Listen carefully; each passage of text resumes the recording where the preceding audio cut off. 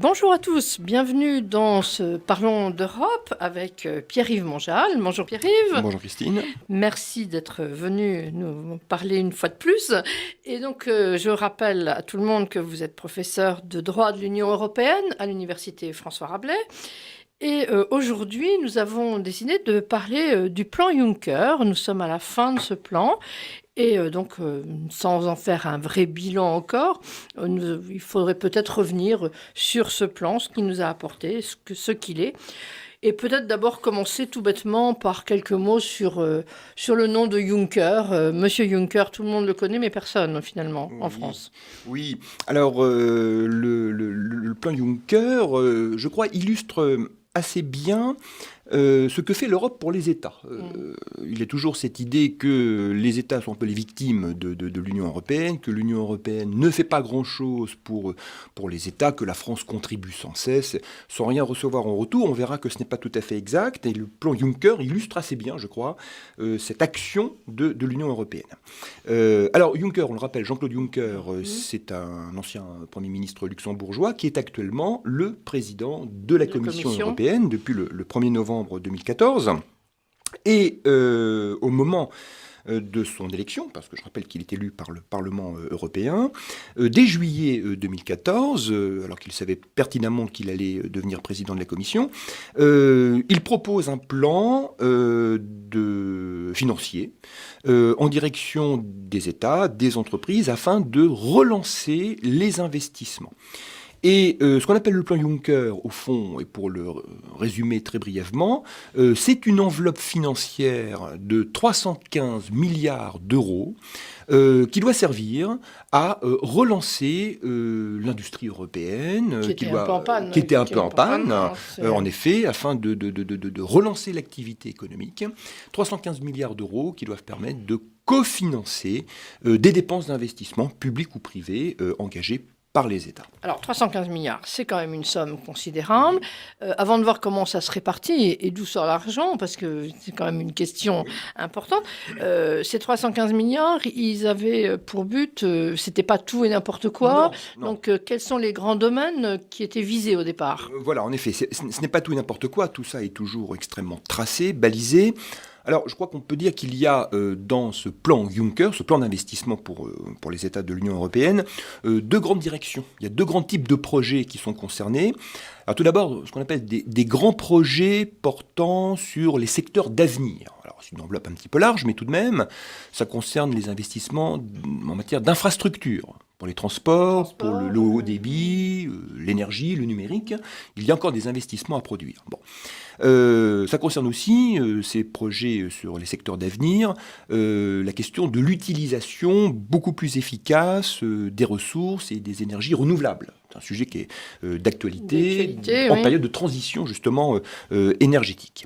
Alors pour ces grands projets, on va mobiliser, mais je vais y revenir, ce qu'on appelle le Fonds européen pour les investissements stratégiques, qui est d'ailleurs dirigé par deux comités, un comité de pilotage et un comité d'investissement. Donc ça, c'est une première direction. Et puis il y a une seconde direction, ce second type d'investissement qui peuvent être portés par ce plan Juncker, c'est ce qu'on appelle les projets innovants, porter ces projets innovants par des petites et des moyennes entreprises. D'accord. Donc c'est une cible très précise. C'est une cible très précise, et il ne faut pas oublier que l'essentiel, notamment en France, des entreprises sont des PME, principalement. Des TPME. Des TPME, très petites, et puis des entreprises de taille intermédiaire. Et donc ces entreprises qui veulent investir dans le domaine de la recherche, dans le domaine du développement, vont pouvoir également le faire grâce à ce plan Juncker, mais cette fois-ci en mobilisant, je dirais, une autre tirelire, d'une certaine façon, un autre fonds qu'on appelle le Fonds européen d'investissement. Voilà. Mais on arrive à une question clé, comme toujours, c'est 315 milliards d'euros, l'Europe les sort d'où ? Parce qu'on sait que le budget européen est très petit. C'est ça.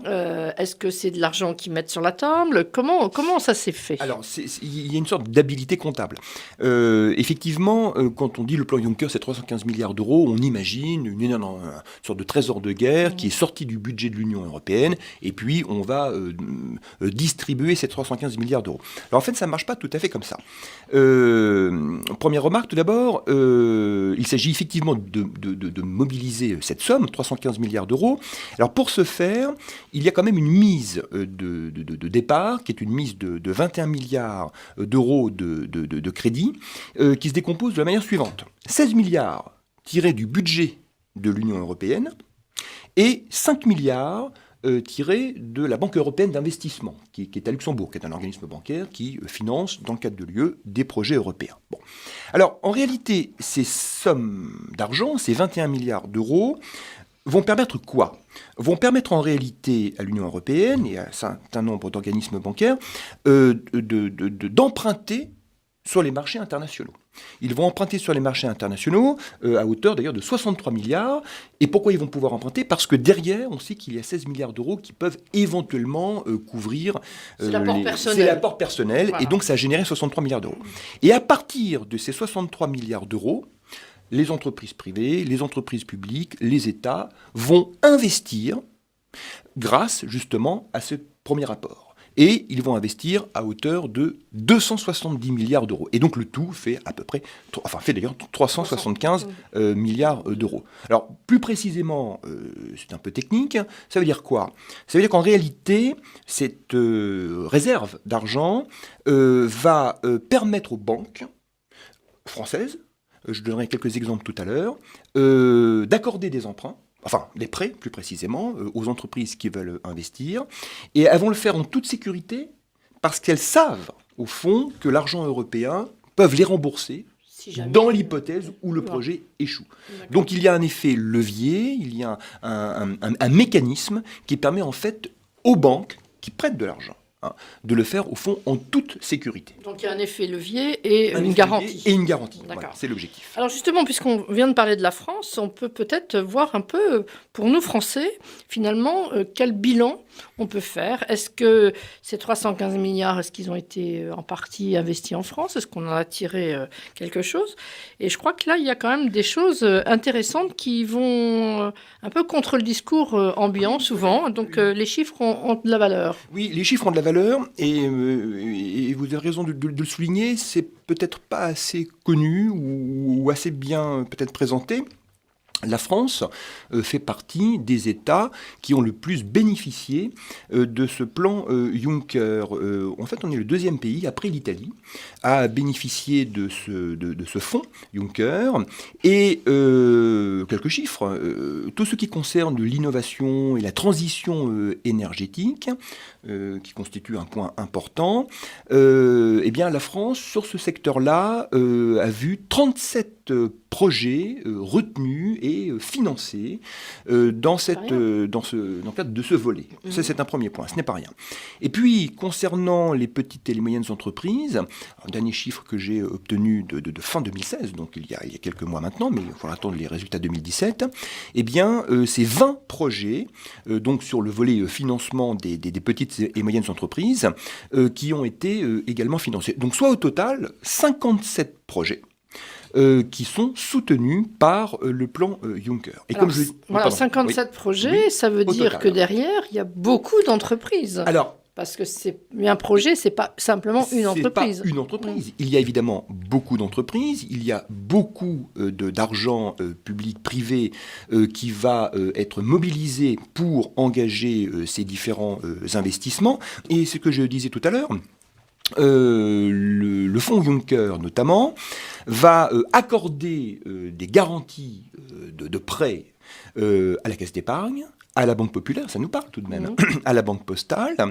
banques qui se sont engagées dans des prêts à l'innovation auprès d'un certain nombre d'entreprises. Et donc, évidemment, sur un projet, il y a une quantité d'acteurs. Il faut bien comprendre ça. Et à la fin, notamment du troisième trimestre 2016, la production effective de prêts à l'innovation s'était établie à 422 millions d'euros, pour être très précis.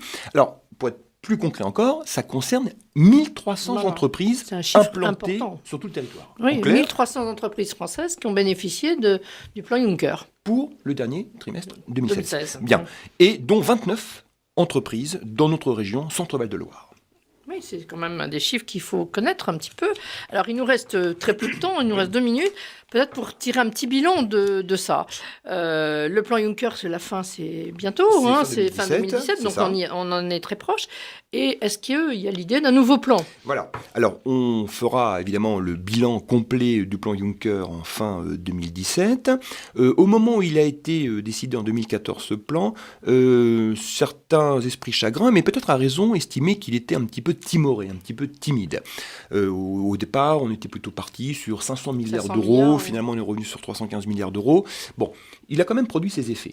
Alors évidemment, tout ça, c'est de l'investissement à plus ou moins long terme. Les entreprises françaises en ont bénéficié et on espère que effectivement, ces investissements vont créer de l'emploi, etc. Donc on aura un bilan, je crois, complet pour la France et pour l'ensemble des États membres de l'UE en fin 2017. Alors est-ce qu'il y aura un autre plan Juncker ou un plan comparable à celui-ci après 2017 ? C'est tout à fait probable. Et cette fois-ci, on entrerait sur un plan qui serait encore peut-être plus ambitieux et le fameux palier des 500 milliards d'euros pourrait